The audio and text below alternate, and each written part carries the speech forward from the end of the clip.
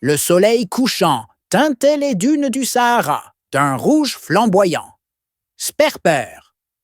Le fennec fox, le détective le plus rusé du désert, ajustait son chapeau de paille usé tout en sirotant une tasse de thé à la menthe sous sa tente. Ses grandes oreilles frémirent soudain. Une odeur âcre, presque insupportable, flottait dans l'air.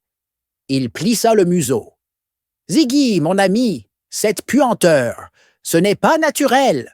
lança-t-il en direction du lézard vert qui se prélassait sur un rocher plat. Ziggy, les écailles scintillantes sous les derniers rayons du soleil, leva un sourcil.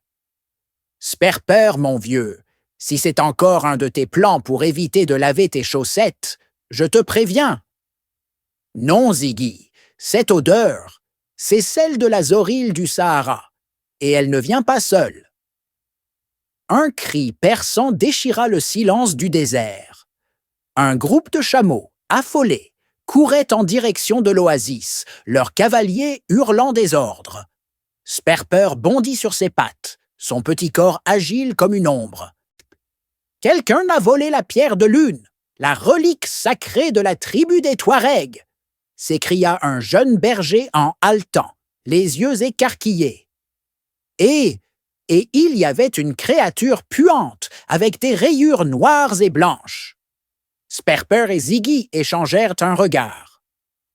La zorile du Sahara, un animal craint pour son odeur fétide et sa ruse, n'était jamais vu aussi près des campements. Quelque chose ne tournait pas rond. Les deux amis se mirent en route vers la grotte où la pierre de lune était gardée.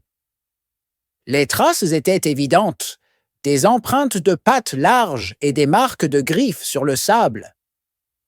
Mais ce qui intrigua Sperper, ce furent les petits tas de sable dispersés, comme si quelqu'un avait creusé en hâte. « Regarde, Ziggy, la zorile ne creuse pas, elle chasse. » Mais ici, on dirait qu'elle cherchait quelque chose, ou qu'elle était aidée.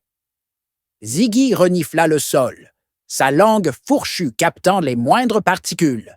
« Il y a une autre odeur, Sperper, une odeur mécanique, comme du métal brûlé. » Soudain, un bruit de moteur retentit au loin. Un véhicule. Dans le désert, c'était rare. Trop rare pour être une coïncidence. « On nous a devancés, Ziggy. La zorile travaille pour quelqu'un. Et ce quelqu'un a un 4x4. » Et voilà, c'est la fin de cette premier épisode.